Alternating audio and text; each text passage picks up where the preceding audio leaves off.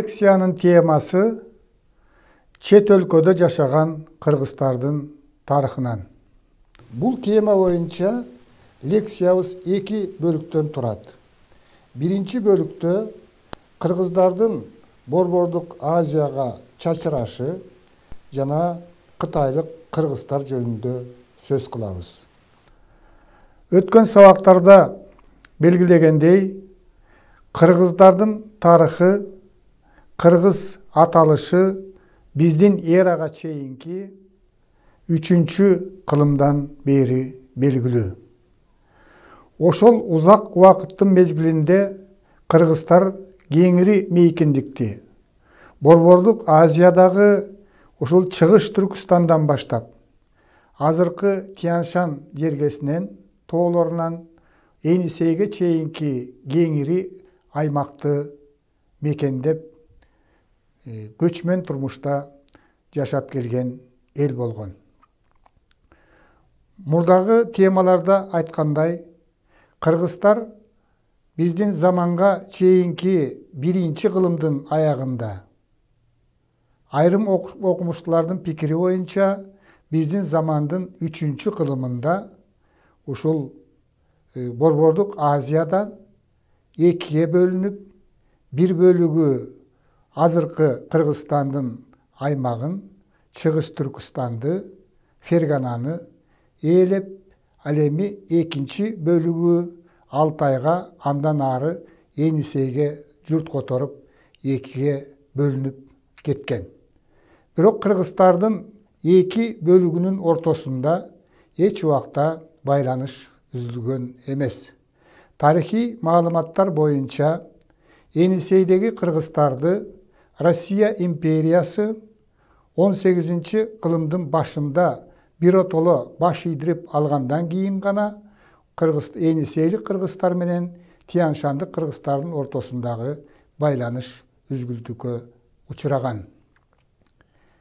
Кыргыздар ушул Тянь-Шанды, Кыргызстандын азыркы территориясын, Фергананы, Чыгыш Түркүстанды ээлеп турган 15-16 кылымдардан баштап азыркы Кыргызстандын аймагы, кыргыздардын негизги чордону жашаган мейкиндик Кыргызстан деген өзүнүн туруктуу атына ээ болгон. Кыргыздар ошол байыркы доордо, орто кылымдарда Борбордук Азиядагы эң кеңири мейкиндикти болжол менен алганда аралыгы 3000 чакырым аралыкты ээлеп турган кыргыздар биз жана жогоруда айткандай 2-ге бөлүнүп жашап калган. Кийинчерээк мамлекеттер чек-аралар такталган учурда ушул Борбордук Азиянда жашап аткан элдер мамлекеттерге бөлүнгөн мезгилде бул процесс 19-кылымдын ортосу 80-90 жылдарга чейин жүрүп, андан кийин Совет доорунда дагы такталган. Ушуга байланыштуу кыргыздар ар кайсы мамлекеттердин курамында бөлүнүп жашап калган. Мына ушуга байланыштуу азыркы мезгилде кыргыздардын негизги чордону, негизи бул өзүнүн мамлекети Кыргызстанда жашашат. Ал эми жанагы чек-араларды бөлүүнүн натыйжасында көпчүлүк учурда объективдүү бөлүнбөй, субъективдүү чечимдердин аркасында бөлүнүп калышынын натыйжасында кыргыздар ушул Орто Азияда, Борбордук Азияда ушул бөлүндүү болуп жашап калган. Ошондуктан бул тема боюнча биз кыргыздарды 2-ге бөлүп окуйбуз.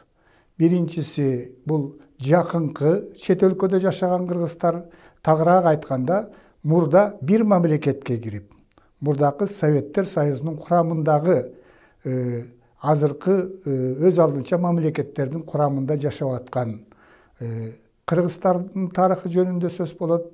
Анан алыскы чет өлкөдө жашаган кыргыздар бул Советтер Союзунан тышкаркы коңшу мамлекеттерде, ал тургай алыскы мамлекеттерде жашап аткан кыргыздар жөнүндө сөз болмокчу. Birinci кезекte Kırgızstardын көпчүлүк бөлүгү, салыштырмалуу көп бөлүгү, тагыраак айтканда акыркы маалыматтар боюнча 190 000 кыргыз жашап аткан. Бул Кытай эл республикасындагы азыркы мезгилде ушул кытайлык кыргыздар деген ат менен, аталыш менен белгилүү болгон кыргыздар жөнүндө айтабыз. Эмне үчүн кыргыздар Кытай мамлекетинин курамында жашап калды? Биз сабак өткөндө белгилүү болгондой, ушул суроого студенттердин көпчүлүгү бу Кытай жергесине кыргыздар 1916 жылдагы улуттук боштондук күрөш жеңилип калгандан кийин улуу үркүндө ошол жака качып барган. Ошолорду биз кытайлык кыргыздар деп коебуз деп туура эмес түшүнүктө болгондугун көрөбүз. Чындыгында тарыхый маалыматтар боюнча кыргыздар Чыгыш Түркүстанды эң байыркы доордон баштап эле мекендеген. Айрым тарыхчылардын пикири боюнча ошол Хундун императору Моде Шанюй биздин эрага чейинки 201 жылы кыргыздардын ээлигин ушул Чыгыш Түркүстандан басып алган деген тиянакка келишет. Кандай болгон күндө дагы археологиялык маалыматтар боюнча, тарыхый маалыматтар боюнча, дүйнөлүк саякатчылардын жазып калтыргандары боюнча Чыгыш Түркүстанды кыргыздар байыркы доордо эле мекендеген. Кыргыздын руханий байлыгынын жетишкендигинин туу чокусу болгон Манас эпосунда дагы ошол кыргыздар байыркы доордо эле Чыгыш Түркүстанды мекендеп тургандыгы баяндалат. Ал тургай азыркы мезгилде Чыгыш Түркүстанда Манас шаары, Манас суусу, ошол Манастын эпосундагы негизги каармандардын ошол коюлган жайлары, күмбөздөрү ушул Чыгыш Түркүстанда жайгашкан деген дагы маалыматтар бар. Демек, Чыгыш Түркүстан азыркы кыргыздар жашап аткан, Кытайда жашап аткан кыргыздар эң байыркы доордон баштап эле, кыргыз аты тарыхта калгандан баштап эле кыргыздардын жери болуп эсептелген. Бул Чыгыш Түркүстанды 1750 жылдардын аягында кытайлыктар басып алууга аракет кылган. Бул жерлер өзүңөргө белгилүү, алдыңкы темаларда айтканбыз, Жуңгар хандыгына тиешелүү болуп турган бир мезгилде. Ошол Жуңгар хандыгы талкалангандан кийин бул жерлерди Кытай империясы басып алып, Синьцзян, жаңы чек деп атаган. Бир жагынан Чыгыш Түркүстан эки мамлекеттин, эки чоң империясынын көзү түшкөн, басып алууга аракет кылган чөлкөмү болгон. Бир жагынан Кытай империясы, экинчи жагынан Россия империясы бул чөлкөмдү басып алууга аракет кылган. Биз жогоруда айткандай, биринчи кезекте бул чөлкөмдү Жуңгар хандыгын талкалагандан кийин Кытай империясы басып алган. Мына ошол мезгилде Кытайдын баскынчыларга каршы ошол жерде жашаган түрк тилдүү элдер, анын ичинден мына уйгурлар, казактар, кыргыздар, бөлөк элдер дагы ушул жерде Чыгыш Түркүстанды чет элдик баскынчыларга, өзгөчө кытайлыктарга бастырууга аракет кылып, колдон келишинче каршылыктарды көрсөткөн.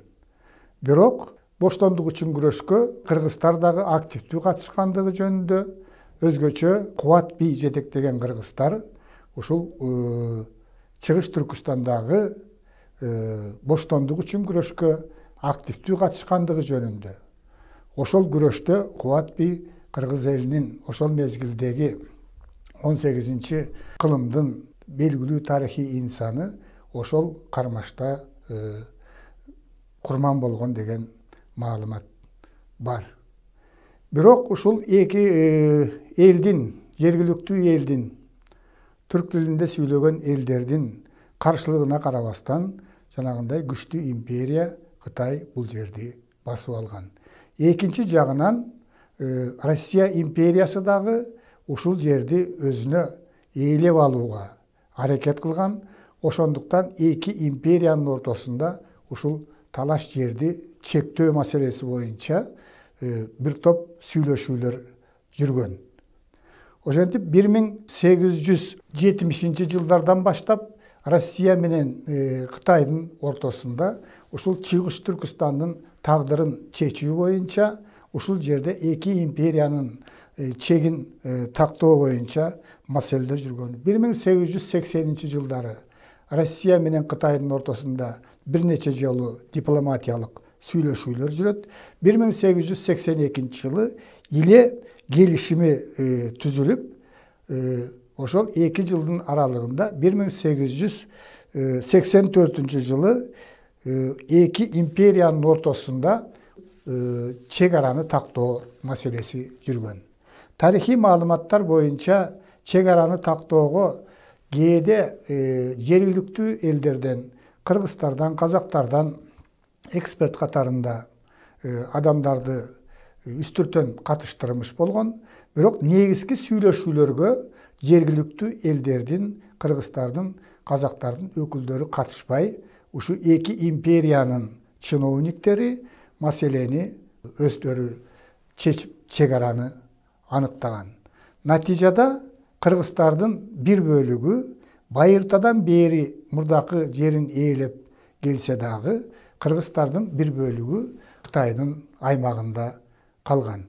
Кытайда дагы улут маселесин чечүүдөгү аракеттердин натыйжасында Синьцзян автоном району түзүлүп, ошонун ичинде Кызыл Суу Кыргыз автоном обласы түзүлүп, ошентип 4-5 оданга бөлүнүп жашап калган. Кыргыздардын Кытайда жашагандыгы жөнүндө биз жогоруда айткандай, кыргыздардын Ооз-эки элдик чыгармаларында, Манас эпосунда, Генже эпостарда, 17-кылымдардагы окуяларды чагылдырган Жаңыл мырза поэмасында баяндалат. Анткени Жаңыл мырза Кытайдагы кыргыздардан Нойгут уруусунан чыккан айтылуу баатыр. Демек кыргыздар байыркы доордо эле, орто кылымдарда эле ошол чөлкөмдү эки империя бөлүп алганга чейин ошол жерди ата бабасынан калган жер катарында мекендеп келген. Ал эми 1916-жылдагы кыргыздардын Кытайга барышынын негизги себептеринин бири дагы ал жакты өзүнүн жери катарында эсептегендигинде. Анткени ошол мезгилде эле ошол жерде кыргыздардын боордоштору, туугандары, ошол жердеги Кытайда жашаган кыргыздар азыркы мезгилде кыргыздардын оң жана сол канатынын өкүлдөрү жашайт. Чек ара такталып жабылганга чейин Чыгыш Түркістандагы кыргыздар менен бул Тянь-Шандагы кыргыздар тыкыз байланышта, карым-катнашта, туугандык мамиледе болуп бир эл катарында жашап келген. 16-жылдагы көтөрүлүштө жеңилгенден кийин куралдуу жазалоодон корккон кыргыздар менен казактар ошол мезгилде негизинен көтөрүлүштүн чордону Жети Суу областында. Азыркы мына түндүк Кыргызстан менен, Кыргызстандын түндүгү менен бу Казакстандын бу Алматы областы азыркы мына ушул жерде курч өткөн. Бул Жети Суу областына, Түркістандын Жети Суу областына кирген. Тарихи маалыматтар боюнча көтөрүлүштөгү жазалоодон корккон 330 миңден ашык адам Кытайга качкан. Алардын көпчүлүгү дагы ошол Кытайда өзүнүн туугандарына барып кошулуп, ар кайсы жерде баш калкалап, андан кийин падыша өкмөтү кулап, совет бийлиги орногондон кийин Кытайга качкан кыргыздардын 300 миңдейи кайрадан совет бийлиги орногондон кийин өзүнүн мекенине Кыргызстанга кайтып келишкен. Албетте ал жакта калып калгандары дагы болгон. Ушул күнгө чейин 16 жылы үркүндө качып барып орночок алып калган кыргыздар Кытайда жашашат. Эми Кытайдагы биздин боордошторубуз Кытай эл республикасындагы улут саясатынын жүрүшүнүн натыйжасында биз жогоруда айткандай өзүнчө автономияга ээ болуп, анан Кытай өкмөтүнүн камкордугу менен өнүгүп келгендигин биз тана албайбыз. Эгерде Совет доорунун мезгилинде кытайлык кыргыздар жөнүндө бул Совет мамлекетинде жашаган кыргыздардын маалыматы өтө эле аз болгон. Анткени Кытай менен Советтер Союзунун ортосундагы мамиле 60-жылдардын аягында бузулгандан кийин бул эки мамлекеттин ортосунда мамиле үзүлүп, эч кандай карым-катнаш болгон эмес. Ошондуктан биз кытайлык кыргыздар алардын турмушу жөнүндө, алардын экономикалык абалы, саясий абалы, анан кийин маданий деңгээли жөнүндө биз маалыматтарды биле алчу эмеспиз. Эгемендүү мамлекет болгондон кийин, Советтер Союзу тарагандан кийин мына чет мамлекетте жашаган боордошторубуз менен мамиле түзүүгө, алар менен байланышууга кеңири мүмкүнчүлүктөр ачылды. Биз ошондо ал жактагы кыргыздар кандай деңгээлде өнүгүп жаткандыгын, аларга кандай камкордук көрүлүп жаткандыгын, алардын арасынан дагы ошол Совет доорунан баштап эле мыкты саясий ишмерлер, коомдук ишмерлер, маданият ишмерлери чыккандыгы жөнүндө кабардар болдук. Алардын бири мына мектеп окуучулары дагы, студенттер дагы биле турган бул Исакбек Монуев деген Кыргызстан чыккан биринчи генерал-лейтенант. Мына Кыргызстардан чыккан. Ошол Совет бийлигинин мезгилинде ал Кытайда өзү негизи Алай жергесинде туулуп өскөн, ошол жана тап күрөшүнүн жүрүшүндө Кытайда болуп калган. 1944-жылы бул ошол жердеги тап күрөшүнө активдүү катышып, Чыгыш Түркүстан Республикасы 1944-жылы 12 ноябрда түзүлүп, анын куралдуу күчтөрүн ушул биздин Исакбек Монуев жетектеген. Тилекке каршы бул Чыгыш Түркүстан Республикасы болгону 4 жыл гана жашаган. 1949-жылы ушул Москвага учуп баратып, ушул Чыгыш Түркүстан Республикасынын өкмөт мүчөлөрү, алардын катарында Исакбек Монуев дагы авиакатастрофадан каза болгон.